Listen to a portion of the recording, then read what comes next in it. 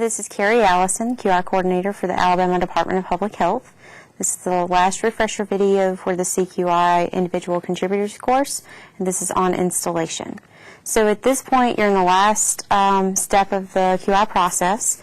You have gained some understanding of the current process. You set your goal. You did some research to find out what the issues were in the process and define some potential solutions. You've tested those solutions, learned from your testing, and either decided to adopt or discontinue any potential solutions that did not work out.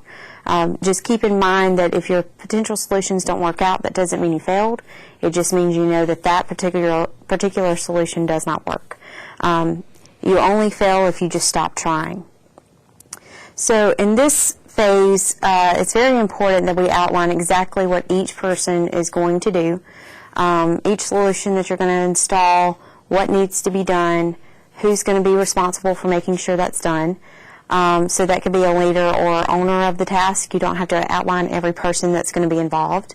And you also want to assign a deadline. So when do you expect that to be done by?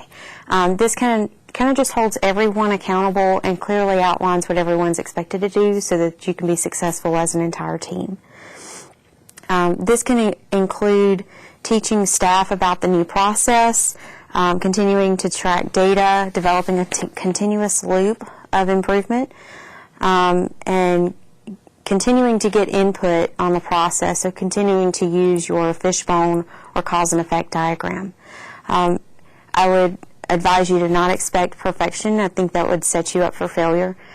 So be kind to yourselves and make sure you set realistic goals and have realistic expectations.